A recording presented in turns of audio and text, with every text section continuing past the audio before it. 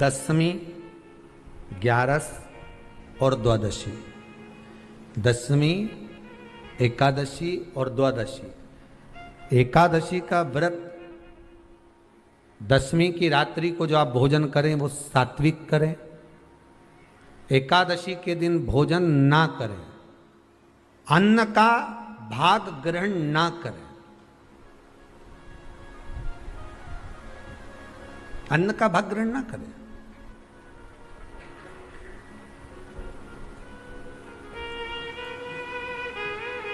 कितना सुंदर कहा है महाराज जी। यदि आपके यहां पर गौ माता है, आपके घर में अगर गौ माता विराज रही है, आपके घर में अगर गौ माता है, गाय की अगर आप सेवा कर रहे हैं, अच्छा कितना सुंदर लिखा है धेनु मानस में। गीता प्रेस गोरखपुर की गौ अंक को निकालकर पढ़िए कल्याण का, उसमें लिखा है ब्रह्म मुहूर्त में सुबह के समय पर गाय की पूंछ को पकड़कर या गाय की रस्सी को पकड़कर जो 2 कदम भी चल लेता है, उसके लिए भगवान विष्णु बैकुंठ का मार्ग और कुबेर का मार्ग प्रशस्त कर कर खोल देता। जरा पढ़िए, धेनु मानस को पढ़िए, गौ अंक पढ़िए, गीता प्रेस गोरखपुर का कल्याण का अंक निकाल कर पढ़िए कि गाय का मात्र रस्सी पकड़कर 2 कदम चलने वाले के लिए मार्ग प्रशस्त हो जाता। एकादशी के दिन अगर आपका व्रत है तो आप भूलवश भी डब्बे में रखी हुई रोटी गाय को ना देते हुए कुछ थोड़ा सा फल, फलहार, कोई केला, कोई सेब, जो आप खाते हो, अंगूर, पपीता, जो आप ग्रहण कर रहे हो, उसका थोड़ा सा भाग आप गाय को प्रदान करो। आप गाय को दीजिए।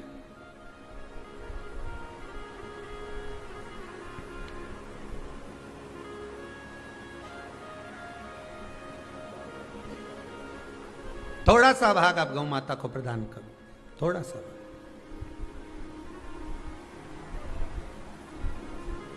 सारे व्रतों में केवल एक व्रत ऐसा होता है एकादशी का, जिसका उद्यापन पहली एकादशी पर भी कर सकते हो। सारे उद्यापन में केवल एक उद्यापन ऐसा होता है, सारे व्रतों में एक व्रत का उद्यापन ऐसा होता है, वो है एकादशी का। ये जरूरी नहीं कि 26 पूरी होगी तभी तुम करोगे, या तो पहली में ही कर लो या फिर 26 पूरी हो तब कर। पर उद्यापन, अगर तुमको ऐसा लगे कि हाँ मैं अभी तो जीऊंगी हो, अभी तुम्हारा बाल भी धोला नहीं हुआ, तुमको ऐसा लगे तो अभी तो मैं तो बढ़िया, तो फिर भले मत करो। पर एकादशी का नियम कह रहा है, एकादशी का यहाँ 18 नियम में से एक नियम कह रहा है कि एकादशी का उद्यापन पहली एकादशी पर भी हो सकता है, पहली पर भी कर सकता है, फिर तुम्हारा मन पड़े तब। क्यों? तो पहली पर करने से क्या फल मिलेगा? तो एकादशी की नियमावली कहती है, अगर मान लो आपने पहली एकादशी पर भी उद्यापन कर लिया, इसके बाद में जितनी एकादशी करोगे वो सारी तुम्हारे खाते में जुड़ती जाएगी। मतलब बैंक में खाता खोल लो, ठीक है? खाता खोल लिया, अब जितना कमाता जाओगा उसमें डालते जाओ, जितनी कमाई करके लाओगे उसमें जमा करते जाओ। एकादशी एक बार उद्यापन पहले में भी हो गया तो बाकी का पुण्य तुम्हारे खाते में आ जाएगा, उसका पुण्य। एकादशी का उद्यापन बड़े महीने में माघ शुक्ल एकादशी के दिन, माघ का महीना हो, शुक्ल पक्ष की, जम के बोलिए, एकादशी हो, प्रयास करना कि आप उद्यापन करें, भले 5, 10, 11, 12 जितनी एकादशी हो जाए, 26 हो जाए तो ज़्यादा अच्छी है, नहीं तो आप करें तो माघ महीने की शुक्ल पक्ष की एकादशी के दिन आप उद्यापन करें, प्रयासरत करें, प्रयासरत। बड़े महीने के अंतर्गत जो उद्यापन, हाँ चतुर्मास के अंतर्गत उद्यापन नहीं होता एकादशी का, बहुत ध्यान दीजिएगा हमारा। ये जो सावन भादो कुंवर कार्तिक जो 4 महीना होते हैं भगवान के शयन करने के, इसके अंतर्गत एकादशी का उद्यापन नहीं होता, और इसके अंतर्गत उद्यापन करना भी नहीं चाहिए एकादशी। महाराज एकादशी का उद्यापन माघ महीने की शुक्ल पक्ष की एकादशी के दिन आप बहुत प्रेम से आनंद के साथ करिए महाराज। परंतु एकादशी के उद्यापन में सबसे ज्यादा अगर कुछ जरूरी होता है तो 24 तरह का नैवेद्य जरूरी होता है। कितने तरह का? 24 तरह का नैवेद्य। अब आप कहोगे गुरुजी उद्यापन हम कर रहे हैं एकादशी का, तो उसमें तो फलहार का हमें नैवेद्य बनाना चाहिए। तो फिर ये पुराण के अंतर्गत स्कंद पुराण में ये चीज लिखी है कि एकादशी का जब उद्यापन करते हैं तो 24 तरह का नैवेद्य बनाकर सिद्ध करते हैं। 24 तरह का नैवेद्य जान रख लेना का हलवा बना लो, खीर बना लो, पूड़ी बना लो, सब्जी बना लो, पकोड़ा बना लो, भजिया बना लो, ऐसे 24 तरह का नैवेद्य अलग अलग चाहिए। पर लोग क्या करते हैं, खोपरा पाक बनवा लेते हैं 1-2 किलो और 24 जगह रख देते हैं। स्वीकृत नहीं है। 24 तरह का नैवेद्य रखा जाता है। महाराज एकादशी के दिन भगवान के पूजन का पूरी तैयारी कर कर मंडल आदि बनवाकर विद्वान ब्राह्मण को बुलाकर, कर्मकांडी ब्राह्मण को बुलाकर जो भगवत सेवा में एकादशी का उद्यापन कराए, उन ब्राह्मण के चरणों को नमन कर कर, प्रणाम कर कर एकादशी का पूजन करवाइए और उस मंडल की पूजन कराकर हवन द्वादशी को कराइए। एकादशी को हवन नहीं। एकादशी के उद्यापन का जो हवन होता है वो द्वादशी को।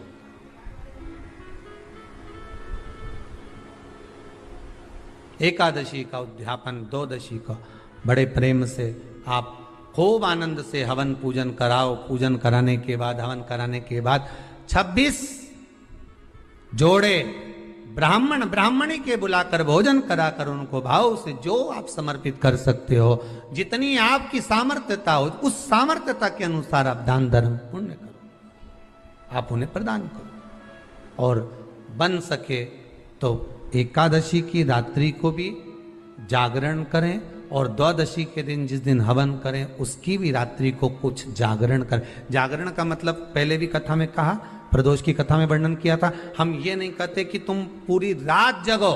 हमारा तो निवेदन है 15 मिनट का करो, आधे घंटे का करो, 20 मिनट का करो, पर रात्रि के समय थोड़ी देर अगर एकादशी का उद्यापन कर रहे हो तो जागरण थोड़ी सी देर अवश्य करें। नहीं कर सकते अकेले बैठकर राम नाम जप लें, भजन कर ले, पर करो। सबसे पहला नियम एकादशी व्रत का सबसे पहला नियम है कि आप जिस दिन व्रत करो उसके एक दिन पहले भक्ति का संचार इस हृदय में कर लो। भक्ति का संचार इस हृदय में कर लीजिए। जिस दिन आप व्रत करो, जैसे एकादशी का व्रत कर रहे हो तो दशमी के दिन शाम का समय जब आवे, रात्रि जब होने लगे, शाम का समय आवे और रात्रि का आप जब भोजन ग्रहण करो तो उस भोजन में कोई ऐसा पदार्थ ग्रहण मत करिए जिस पदार्थ के कारण आपकी एकादशी बिगड़ जाए।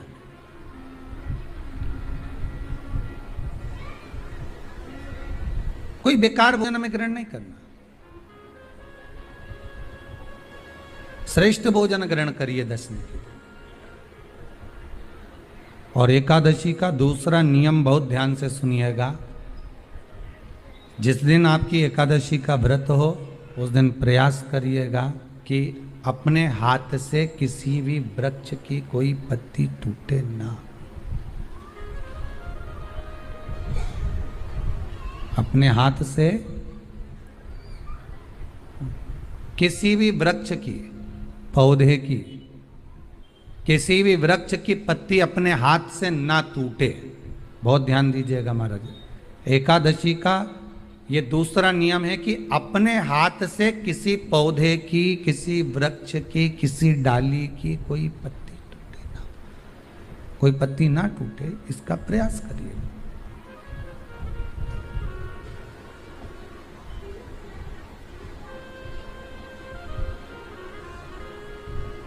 कितना सुंदर व्याख्यान कहा है, कितना सुंदर वर्णन है महाराज,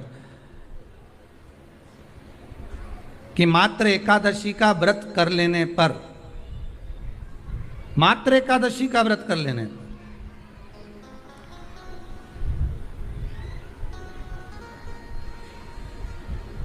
जो पूर्व में किया गया हमारा पाप कर्म है, हमने किसी जीव की हत्या करी है, हमने किसी को कष्ट प्रदान करा है, हमने किसी को अपशब्द कहा है, हमने किसी को ताने दिए, हमने किसी को आड़ा टेढ़ा कहा है, हमने किसी को गालियां दे दी है, मात्र एकादशी का व्रत ही कर लेने पर ये सारे जो दोष हैं वो समाप्त हो जाते हैं।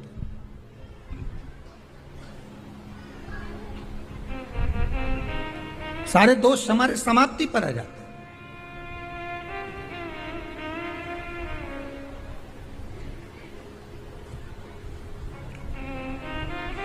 अब एक विचार करिएगा थोड़ा सा अपने मन में, अपने चित्त में, अपनी वृत्ति में एक बात उतारिएगा, एक अपने मन में एक बात को उतार कर रखिएगा कि आप अपने पाप को, अपने पाप कर्म को जिस दिन क्षीण करने वाले हो, समाप्त करने वाले हो, अपने पाप को आप जिस दिन समाप्ति पर लेकर जा रहे हो, तो उसके एक दिन पहले आपको प्रसन्नता होना चाहिए कि नहीं होना चाहिए कि कल मेरा पाप कटने वाला है, कल मेरा पाप समाप्त होने वाला है, जो मैंने पाप कर्म करा है वो समाप्त होगा, जो मैंने पाप कर्म करा है वो कल समाप्त हो जाएगा। तो एक दिन पहले आपके चेहरे पर प्रसन्नता हो कि ना हो?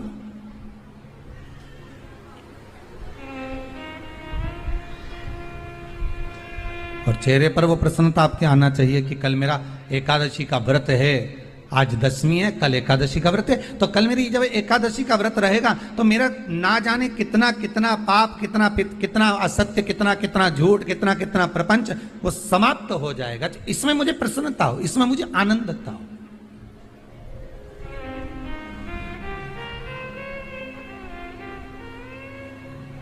तो क्या कहा गया कि प्रयास करिएगा कि एकादशी के दिन कोई वृक्ष की, कोई डाली की, कोई कोपल की कोई पत्ती ना तोड़ी जाए। क्यों?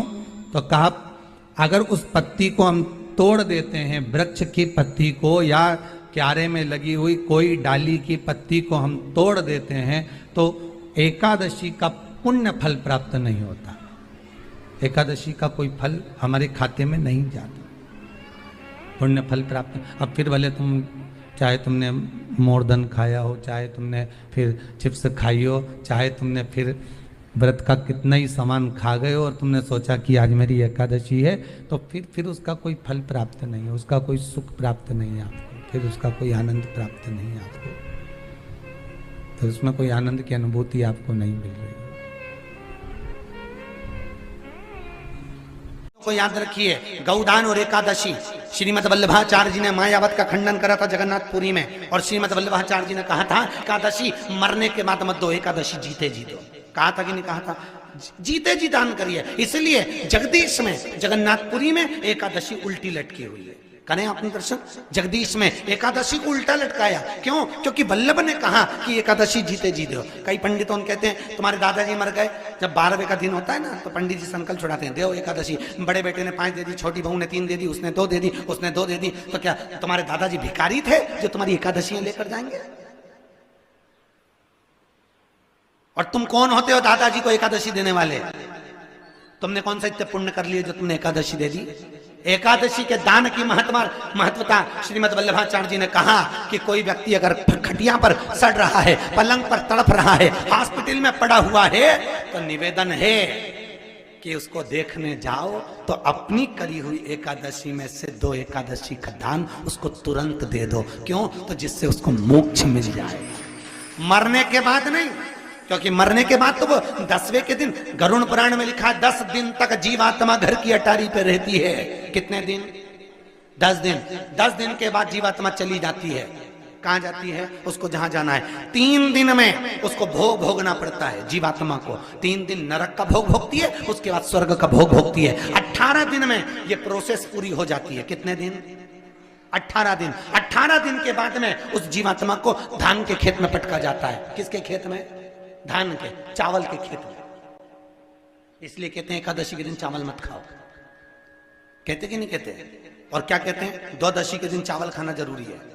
एकादशी का पालना करना है तो द्वादशी को चावल का एक गिलास खाओ, तब द्वादशी को चावल खाओगे तो एकादशी लगेगी। चावल नहीं खाओगे तो एकादशी नहीं लगेगी। द्वादशी को चावल खाना जरूरी है। क्यों कहते हैं? क्योंकि धान के खेत में जीव को छोड़ा जाता है, उस धान के खेत में, चावल के खेत में जीवात्मा रहती है। उसको चिड़िया खाती है तो चिड़िया के रूप में जन्म लेता है, मनुष्य खाता है तो मनुष्य के रूप में जन्म लेता है। इसलिए एकादशी के दिन चावल नहीं खाया जाता, क्योंकि एकादशी के दिन हम चावल खाएंगे तो जीव हत्या का दोष लग जाएगा। फिर कब खाना है? द्वादशी के दिन। द्वादशी के दिन क्यों खाया जाता है? क्योंकि हम एकादशी के व्रत करे रहते हैं और पहला घासा जब चावल का खाते हैं तो अपनी करी हुई एकादशी का पुण्य जितने जीव हमारे मुंह में जाते हैं उनको उसका पुण्य मिल जाता है और उनका फिर जन्म नहीं होता, वो तर जाते हैं, उनको एकादशी का भाग मिल जाता है। इसलिए कहते हैं एकादशी को चावल मत खाओ, पर द्वादशी को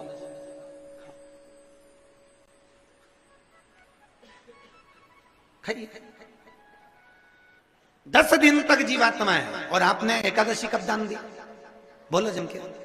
12वें के दिन, 13वें के दिन आपने एकादशी का दान दिया, वो मिली उनको? अरे बोलो अच्छे से। कई तो अभी तक कर रही होगी, हमारे दादाजी के निमित्त की कर रहे हैं, कर ले। फिर वही वाली बात आ गई, गुलाब के फूल में पानी जारी है। एकादशी के दिन शंकर भगवान को चावल का दाना चढ़ाना चाहिए कि नहीं चाहिए?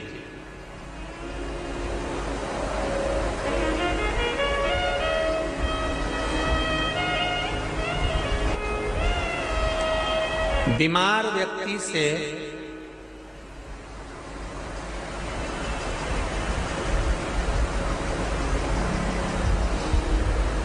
कोई बीमार व्यक्ति है, बहुत रोगीला, उसको बहुत रोग है, शुगर है, बीपी है, थायराइड है, सब कुछ है उसको,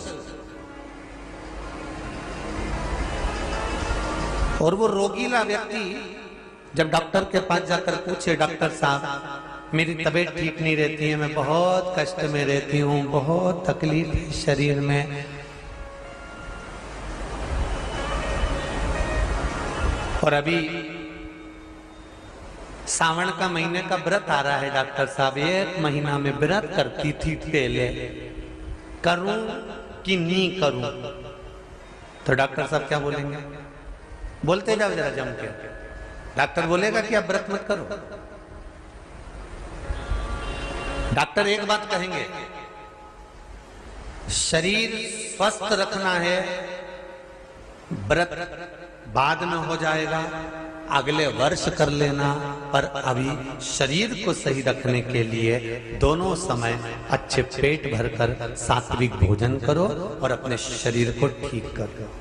सात्विक भोजन अपने शरीर को, व्रत बाद में भी हो जाएगा, अगले वर्ष हो जाएगा।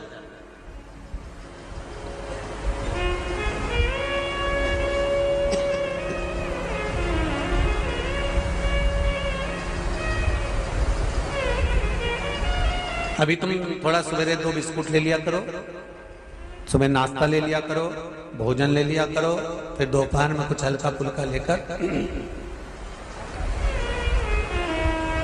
थोड़ी थोड़ी देर में खाते रहना चाहिए। हो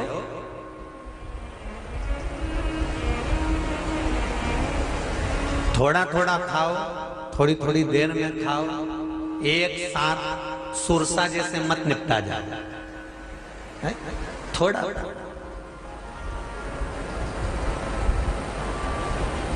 ज्यादा खाओगे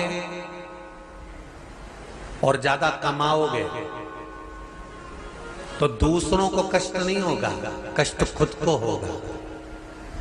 ज्यादा खाओगे अपाच्य हो जाएगा, रात की नींद उड़ जाएगी, शरीर में अच्छा नहीं लगेगा। ज्यादा कमाओगे, रात की नींद उड़ जाएगी, दुनिया की दृष्टि तुम पर पड़ जाएगी और तुम्हारी रातों की नींद। कमाओ भी उतना जितना खर्च कर सको और खाओ भी उतना जितना पचा सको। अति सर्वस्व वर्जन। डॉक्टर कहेंगे ये तुम्हारा व्रत जो है ना अगले साल कर लेना, इस साल मत करिए, इस साल तो आराम से भोजन वोजन करो तुम लोग, बढ़िया प्रेम से खाओ पिए। तो उसी तरह किसी ने पूछा कि चावल का दाना एकादशी पे भगवान शंकर को चढ़ा सकते हैं, चावल का दाना शंकर जी को चढ़ाते क्यों है पहले तो वो समझ लो।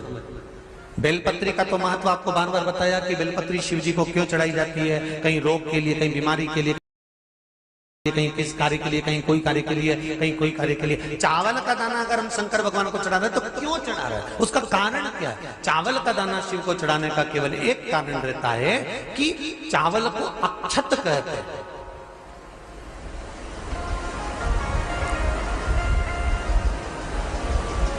अक्षत का मतलब होता है अक्षय।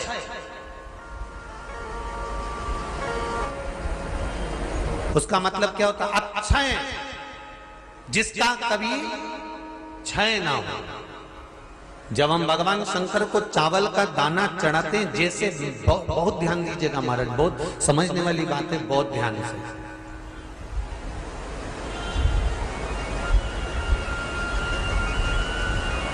चावल का दाना हमारे मस्तक पर तिलक करने के बाद पंडित जी क्यों लगाते हैं कि भगवान जैसा समय आज चल रहा है, आप पूजन कर रहे हो, पाठ कर रहे हो, दान कर रहे हो, पुण्य कर रहे हो, सत्कर्म कर रहे हो, भजन कर रहे हो, मेरा देव अधिदेव महादेव, मेरा नारायण, मेरा सत्यनारायण भगवान, मेरा राम जी, मेरा विष्णु जी, मेरा भागवत मैया, मेरी रामायण मैया, ब्राह्मण मस्तक पर तिलक लगाने के बाद चावल इसलिए लगाता है कि जैसा समय आज चल रहा है, भगवान तुमको ऐसा ही समय बनाकर रखे और तो ऐसे ही चार चांद लगाते रहो, दान पुण्य संकीर्तन करते रहो, इसलिए मस्तक पर चावल का दाना लगाया जाए।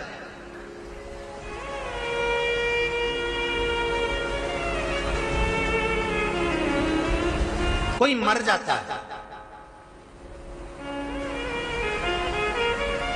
मरने के बाद जब तक पगड़ी नहीं होती तब तक माथे पर तिलक,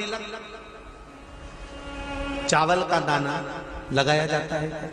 जम के बोलो जरा, नहीं लगाते। किसी पंडित जी से पूछो, ब्राह्मण देवता से पूछो, ब्राह्मण देवता ये कोई मर गया और हमारा तो नियम है कि हम सिर पे तिलक लगाते हैं, चावल लगाते हैं, या पंडित जी से हम तिलक लगवाते हैं, मंदिर जाते हैं तो मंदिर में जाके तिलक लगवा के हम चावल का दाना लगवाते हैं, क्यों नहीं लगाते? उसका कारण क्या है? जब किसी के मरने के बाद 10 दिन तक, 12 दिन तक मस्तक पर तिलक क्यों नहीं लगाया जाता? 10-12 दिन तक माथे पर तिलक या चावल क्यों नहीं लगाया जाता? उसका कारण है कि ये जो समय आया है, तुम्हारे यहाँ जो गमी हुई है, तुम्हारे यहाँ कोई मर गया है, तुम्हारे यहाँ किसी के प्राण छूट गए हैं, तो ब्राह्मण इसलिए तिलक नहीं लगाता आपको, इसलिए चावल का दाना नहीं लगाता कि ऐसा दिन भगवान अब ना लाए, इसको अमर ना करे, इसको अक्षय ना करे, इसको प्रबल ना करे।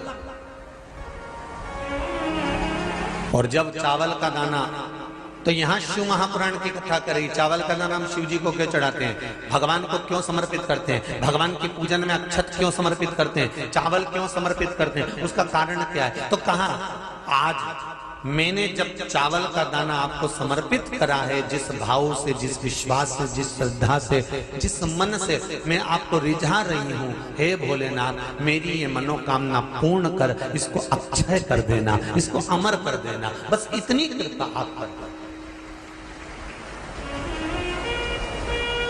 अब किसी ने पूछा एकादशी के दिन चावल चढ़ाए कि नहीं चढ़ाए, तो यहां तो सीधी सीधी बात है, बीमारी देखकर थोड़ी ना आती है कि नवरात्र चल रहे हैं कि सावन का सोमवार चल रहा है, बीमारी तो बीमारी। तुम चावल मत खाओ। तिरुपति कौन कौन गया? हाथ उठाओ। ठीक है। जगन्नाथ जी कौन कौन गया? हाथ उठाओ। हाँ ठीक है। द्वारका जी कौन कौन गया? हाथ उठाओ। ठीक है। बद्रीनाथ कौन कौन गया? हाथ उठाओ। ठीक है। एकादशी के दिन कभी तुम बद्रीनाथ चले जाओ, एकादशी के दिन तुम द्वारका चले जाओ, एकादशी के दिन तुम तिरुपति चले जाओ, एकादशी के दिन तुम जगन्नाथ चले जाओ, एकादशी के दिन तुम्हारी मर्जी पड़े भगवान के किसी धाम में चले जाओ और भगवान को भोग लगाओ और उनकी थाली को झांक कर देखना, उसमें चावल जरूर मिलेगा। उसमें ऐसा नहीं है कि चावल नहीं मिलेगा। बद्री नारायण में भगवान को चावल का भोग लगा हुआ मिलेगा, द्वारका में चावल का भोग लगा हुआ मिलेगा, आपको जगन्नाथ में चावल का भोग लगा हुआ मिलेगा, तिरुपति में मिलेगा, द्वारकाधीश में मिलेगा, नाथू द्वारा में मिलेगा, सांवरिया सेठ में मिलेगा, काकरोली जी में मिलेगा। आप जहां जाओगे वहां पर एकादशी के दिन भगवान को चावल आएगा, क्योंकि भगवान के लिए परहेज नहीं है। जो काम में डूबा हुआ है, जो आसक्ति में डूबा हुआ है, जो लोभ में डूबा हुआ है, जो वासनाओं में डूबा हुआ है, जो तृष्णा में डूबा हुआ है, और जो माता के गर्भ से जन्म लिया, एकादशी के दिन चावल उसको नहीं खाना। बहुत सुंदर संवाद है, ध्यान दीजिएगा। जिसके घर में कमाने वाले 2-4 हैं, पैसा तो आ रहा है पर घर में टिक नहीं रहा, डॉक्टर में, पुलिस में, एक्सीडेंट आदि में, कहीं गलत जगह पर व्यसन में अगर पैसा जा रहा है, जुए में, मांसाहार, मदिरा पान, या कहीं आया पैसा आने में कमी नहीं, आ रहा है पर टिक नहीं रहा, रुक नहीं रहा। कोई मांगने आ गया, दे दिया, फिर वहां से अपने पास नहीं आ रहा, अपन कह रहे हैं भैया हमारा पैसा लौटा दो, नहीं आ रहा। तो महाराज शिव महापुराण की कथा कहती है, एकादशी के दिन गंगा के जल में मात्र 7 बेलपत्री डालकर जो नंदीश्वर भगवान अर्थात जो शंकर जी के शिवलिंग के सामने नंदी होता है, उस नंदी के चरण पर गंगा का जल चढ़ाकर बेलपत्री शिव पर समर्पित कर देता है, उसके घर में रुपया रुकना चालू हो जाता है, फिर वो गलत जगह पर नहीं जाता, गलत स्थान पर वो धन जाएगा ही नहीं। बेटा अगर व्यसन में पड़ा हुआ है, मदिरा पान में पड़ा हुआ है, मांसाहार में, जुए आदि में जा रहा है, तुम्हें लग रहा है कि मेरा बेटा गलत मार्ग पर जा रहा है, ये मित्र दोस्ती गलत हो रही है, वो सही जगह पर आ जाए। करना है एकादशी। जिस दिन आपका एकादशी का व्रत रहेगा, जिस दिन आपकी प्रदोष रहेगी, जिस दिन आप सोमवार का व्रत करोगे, संकट सोमवार करोगे, जन्माष्टमी करोगे, रामनवमी करोगे, जिस दिन आपका व्रत रहेगा, आपको वैसे दिन कभी क्रोध नहीं आएगा। पर जिस दिन तुमने व्रत रखा, साधना करी, तप करा, पूजन करा, आराधना करी, उस दिन तुमको क्रोध जरूर आएगा, चिड़चिड़ प्रवृत्ति हो जाएगी। तो कई लोग कहते हैं भूखी होगी इसलिए क्रोध कर रही होगी।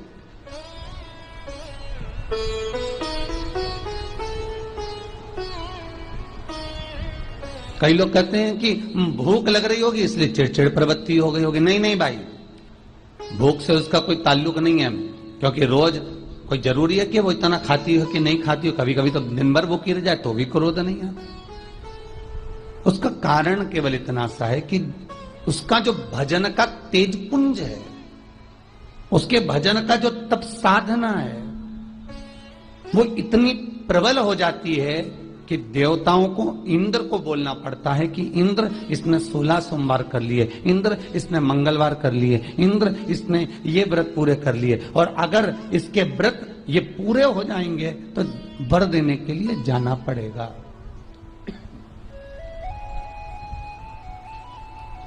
अगर इसके व्रत पूरे हो गए तो आशीर्वाद देने के लिए जाना पड़ेगा। इसके व्रतों को खंडित कर दिया जाए। तो व्रत को खंडित करने का सबसे सुंदर तरीका देवताओं के पास है कि जिस दिन व्रत हो, 2-3 व्रत अच्छे निकलते हैं और एक व्रत में इतना क्रोध आ जाता है कि सारा करा धरा पानी फिर जाता है। देवता क्रोध दिलाते हैं। फिर क्या करना?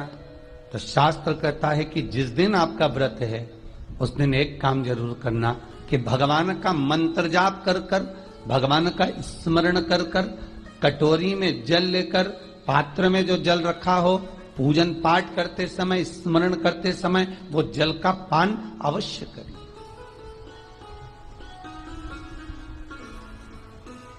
उस जल का पान अवश्य करें, उस जल को अवश्य। क्या होता है जल का पान करने से? शिव महापुराण की कथा कहती है,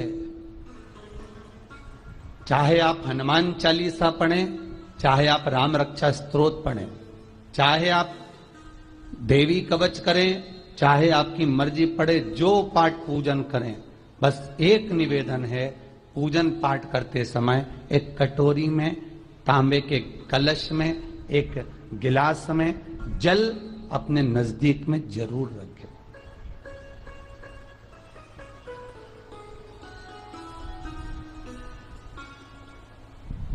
क्या होगा उससे?